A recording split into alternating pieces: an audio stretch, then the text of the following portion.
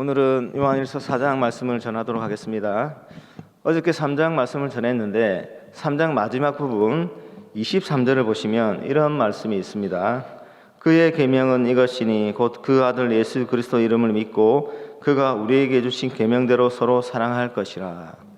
요한일서가 1장, 2장, 3절까지 진행되면서 계속 이 주제로 말씀을 전하고 있습니다. 우리가 그의 계명, 예수님의 계명을 지킬 때 주님 안에 거한다고 했고, 그의 계명을 지킬 때 주님이 우리 안에 거한다, 그렇게 말씀을 하고 있어요. 그런데 그의 계명이 무엇이냐? 우리 주님을 바르게 믿는 겁니다.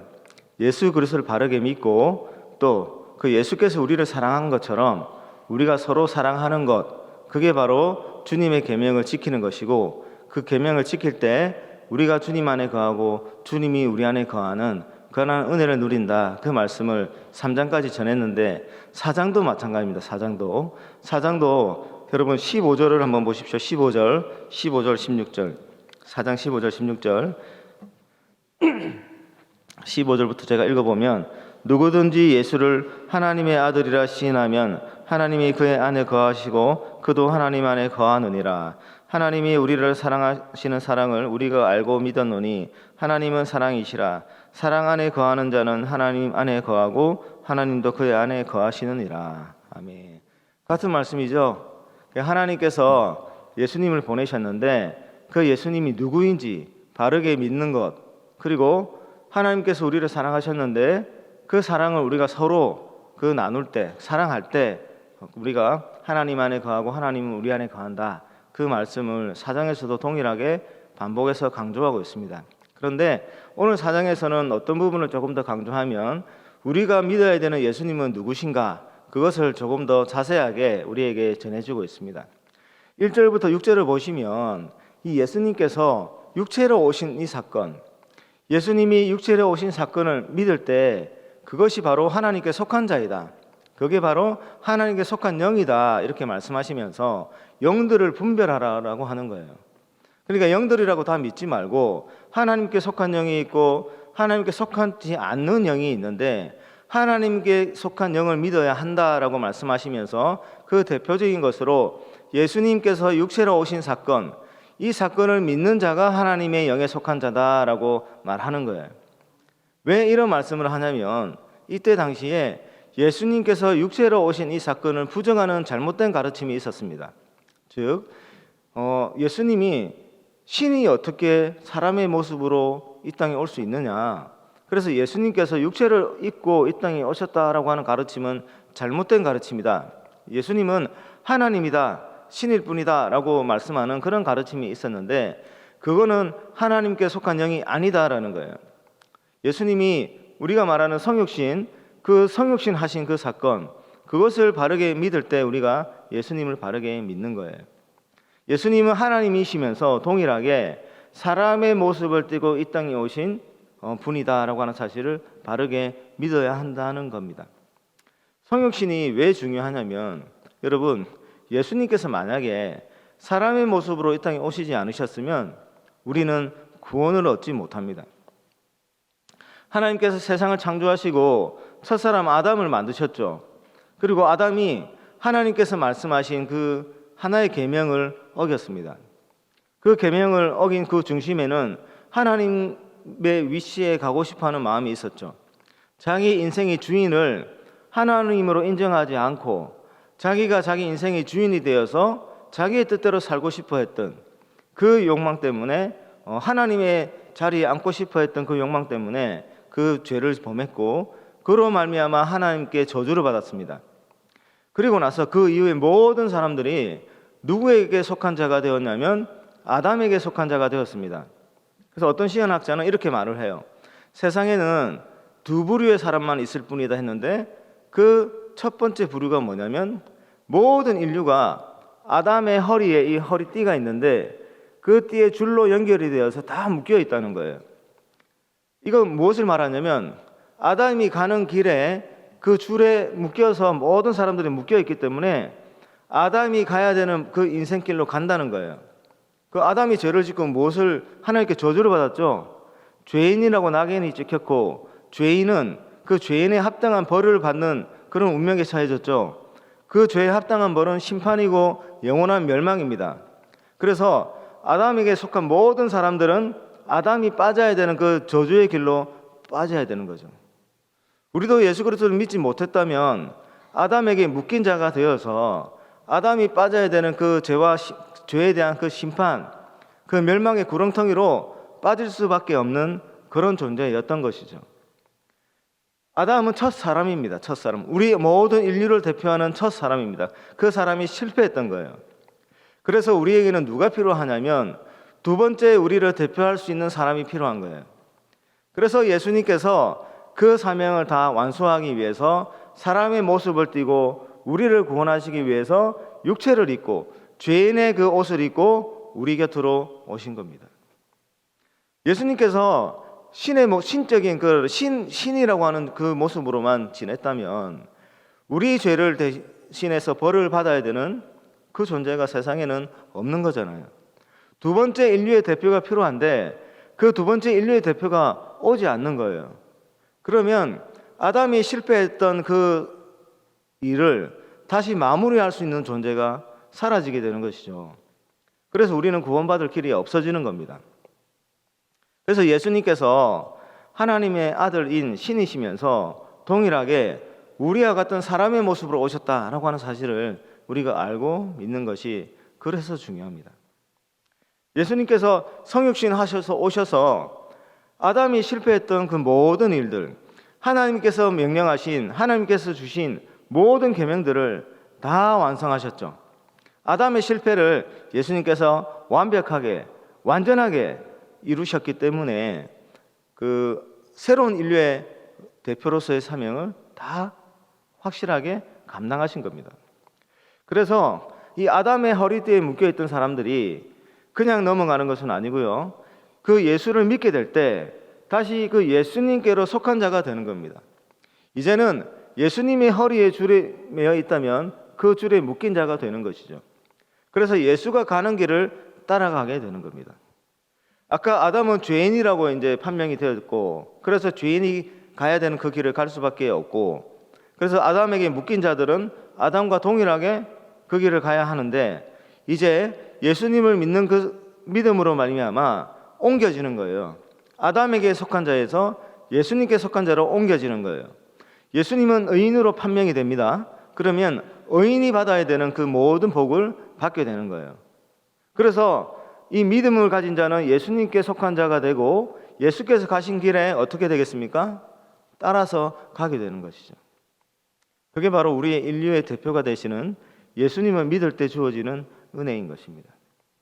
예수님께서는 이 일을 위해서 사람의 모습을 입고 오신 거예요. 그래서 성육신 하신 이 은혜가 얼마나 큰지 모릅니다.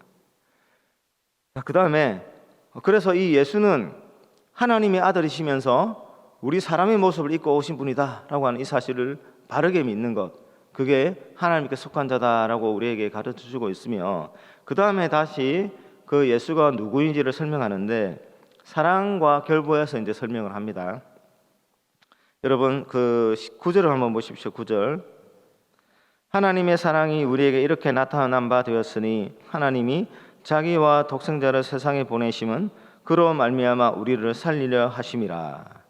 그리고 10절은 사랑은 여기 있으니 우리가 하나님을 사랑한 것이 아니요 하나님이 우리를 사랑하사 우리 죄를 속하기 위하여 화목 제물로 그 아들을 보내셨음이라. 이런 말씀을 하고 있습니다. 예수님에 대해서 또 어떤 분인지, 예수님께서 성육신 그 사람의 모습을 입고 오셨을 뿐만 아니라 우리 죄를 대신해서 대속의 제물로 바쳐지기 위해서 십자가에서 죽으셨던 그 사건과 그 의미에 대해서 이야기를 하고 있는데, 그것이 그 십자가에서 돌아가신 그 예수님의 그 행위가 하나님이 우리를 얼마나 사랑하셨는지를 가장 분명하게 나타내주는 하나의 사건임을 동시에 동일하게 그렇게 설명을 하고 있는 그런 말씀이에요. 자, 이 부분을 다시 한번 설명하겠습니다. 어저께도 동일한 그 주제가 나왔는데 우리가 서로 사랑해야 된다고 말씀을 하셨죠. 그런데 왜 우리가 사랑할 수 있는 존재냐면 하나님께서 우리를 어떻게 사랑하셨는지를 아는 사람들, 그 사람들은 하나님께 그 사랑을 받았기 때문에 우리도 그렇게 사랑할 수 있다라고 그렇게 말씀을 했습니다. 그 하나님이 우리를 어떻게 사랑하셨습니까? 바로 우리가 조금 전에 읽었던 9절에 10절에 나오는 이 대속의 제물로 오셨던 것, 이것이 바로 하나님이 우리를 어떻게 사랑하시는지를 가장 확실하게 증명하는 하나의 사건이었죠. 그래서 이런 사랑을 받은 사람들은 서로 그 사랑을 나눌 수가 있다, 그 말씀인 것이죠. 자, 하나님께서 우리를 어떻게 사랑하셨냐면 첫 번째가 조금 전에 말씀드렸던 성육신입니다. 성육신. 구약 성경을 보면 예수님께서 우리의 모습을 입고 우리 속으로 들어오는 이 은혜에 대한 이야기를 여러 가지 장면을 통해서 이야기를 하고 있는데, 그 대표적인 성경이 룻기입니다. 룻기를 보면 그 삶이 완전히 무너진 여인이 나오죠. 나오미라고 하는 여인이 나와요. 남편이 죽고 두 아들도 죽고 가진 재산은 모두 다 잃어버리고 이방 땅에서 홀로 그 며느리 2명과 남게 되는 그 여인의 이야기가 나옵니다. 그 삶이 완전히 무너졌어요, 여러분. 남편이 죽고 두 아들을 먼저 보냈어요. 가진 거 다 이제 탕진을 했어요. 그리고 그 사회는 여인 혼자서 살아가기 힘든 사회입니다. 이 여인의 그 앞날에 무슨 소망이 있겠습니까? 그런데 어떤 은혜가 베풀어지냐면 며느리 중에 룻이라고 하는 며느리가 시어머니와 같이 가겠다는 거예요. 같이 가겠다. 그 시어머니와 같이 삶을 살겠다라고 그 뜻을 전합니다. 여러분, 그 삶이 처참하게 무너진 그 여인과 같이 살겠다는 것은 뭐예요? 앞으로 그 여인이 살아가야 되는 그 인생, 그 삶, 그것을 자기가 같이 감당하겠다는 거예요. 그 삶 속으로 자기가 들어가겠다는 거예요. 이게 바로 예수님께서 우리의 삶 속으로 들어오는 그 은혜를 보여준 하나의 장면이고, 그 다음에 룻기에서 동일하게 그 은혜가 계속 더 구체적이고 더 큰 은혜가 이제 은혜의 모습으로 나타나는데, 보아스가 등장하죠. 아주 유력한 자 보아스가 등장해요. 이 보아스가 누구와 삶을 같이 하기로 결정을 합니까? 그 나오미의 삶을, 무너진 나오미의 삶을 회복하기 위해서 자신에게 주어진 그 고엘이라고 하는 제도가 있는데, 고엘 제도를 이행하는 그 자신에게 주어진 그 책임을 자기가 감당하기로 결정을 하죠. 룻의 삶 속으로 자기가 들어가기로 결정을 합니다. 그러면 룻과 나오미가 처한 그 모든 상황을 자기가 다 감당해야 되는 것이죠. 그 속으로 들어가는 보아스의 존재가 바로 우리들의 삶 속으로 들어오는 예수님의 한 그 모습을 보여주는 장면인 거죠. 또 느헤미야도 마찬가지입니다. 여러분, 느헤미야서를 이제 시작하면, 느헤미야서랑 성경이 시작하는 그 장면에 예루살렘 성벽이 무너진 장면이 나와요. 그리고 그 백성들이 침략을 받아서 고통받고 환난받는다는 이야기가 나와요. 그 소식을 듣고 느헤미야가 옷을 찢고 금식하면서 울면서 기도합니다. 느헤미야는 어떤 사람이었냐면 포로의 후손이었는데 바사 제국의 왕궁에서 살던 사람이에요. 이 사람이 하나님께 기도를 하는 것이죠. 이 백성들을 살려달라고. 그래서 하나님께서 어떤 결정을 내리시냐면 느헤미야를 예루살렘으로 보낼 결정을 하시고, 그 왕의 도움을 받아서 예루살렘으로 갈 수 있도록 도움을 받습니다. 왕궁에서 살고 있던 사람들이 지금 예루살렘으로 가는 거예요. 들어가는 거예요. 느헤미야가 들어가는 예루살렘은 어떤 상황입니까?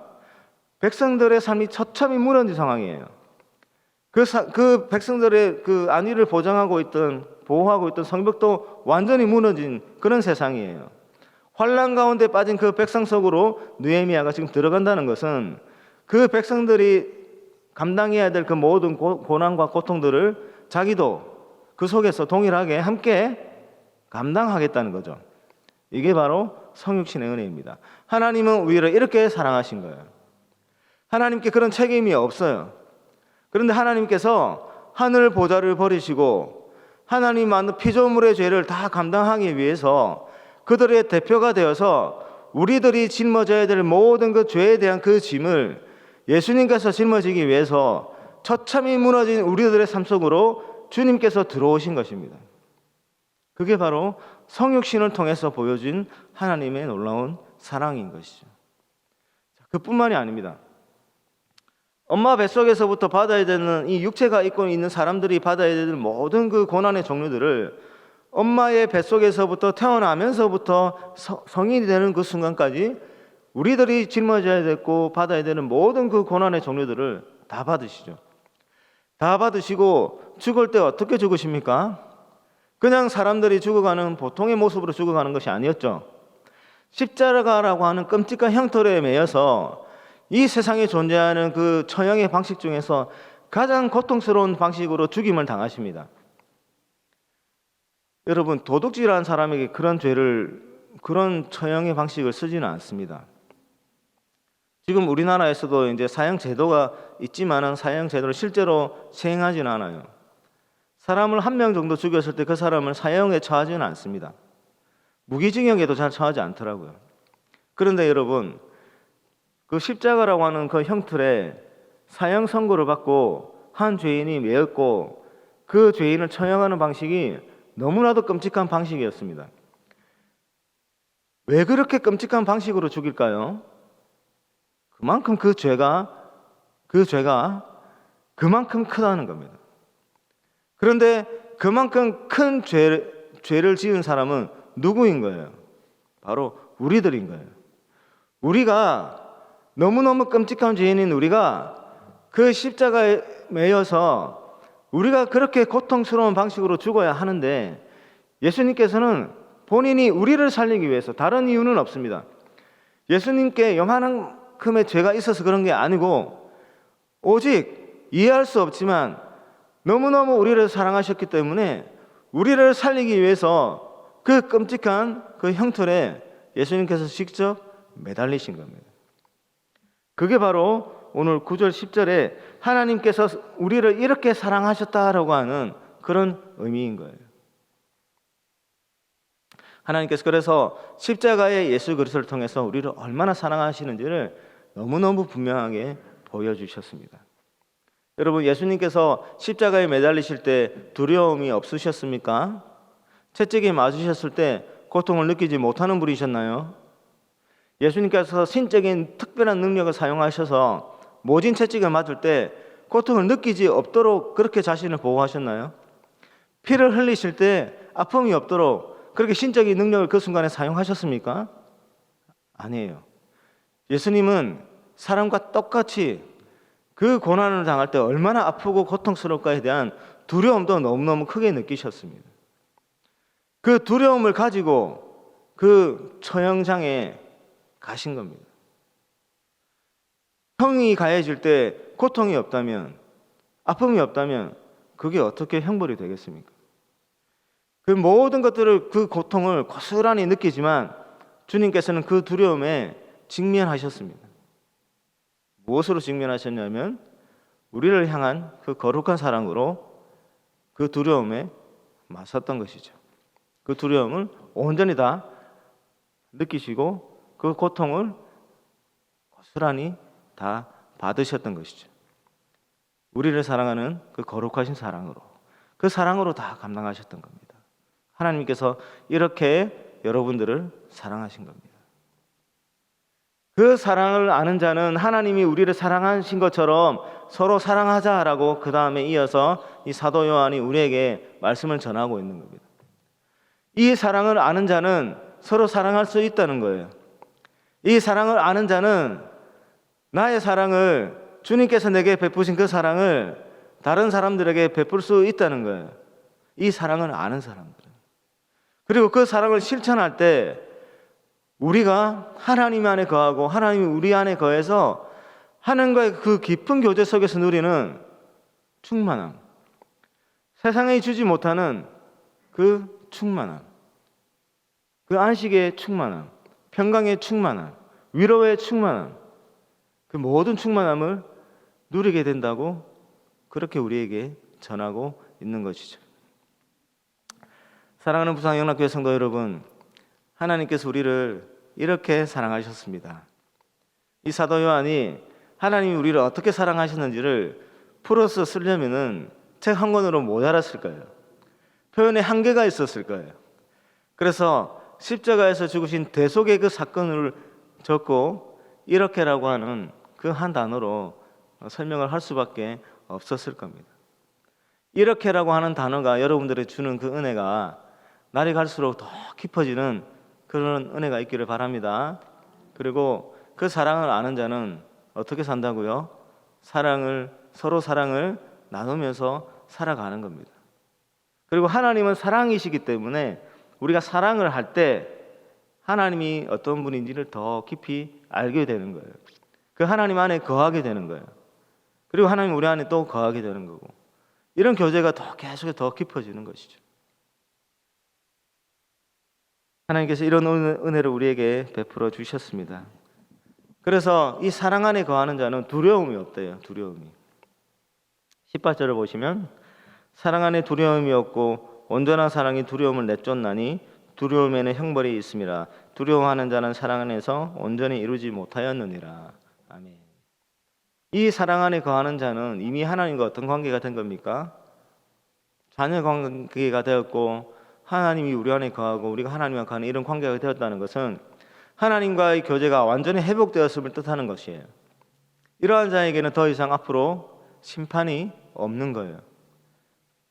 그래서 이 사랑 안에 거하는 자는 담대히 하나님 앞에 설 수 있는 겁니다. 심판의 날에 여러분, 죄인들이 하나님 앞에 설 때 얼마나 두렵겠습니까? 하나님 앞에 선 자, 하나님을 제대로 만나기 전에 모든 사람들은 다 동일한 두려움을 가졌습니다. 지금 이 순간 하나님이 내 앞에 나타나신다면 나는 죽을 거야. 저도 그런 생각을 가졌었거든요. 죄인은 하나님이라고 하는 분 앞에 서면 나는 반드시 죽을 수밖에 없어 라고 하는 생각을 가질 수밖에 없고, 그렇기 때문에 두려워할 수밖에 없습니다. 근데 우리는 어떻게 해서 담대히 하나님 앞에 설 수 있고 하나님의 이름을 부를 수가 있고 그렇습니까? 하나님의 사랑을 받았기 때문에 그렇습니다. 그 사랑 안에 거하기 때문에 그렇습니다.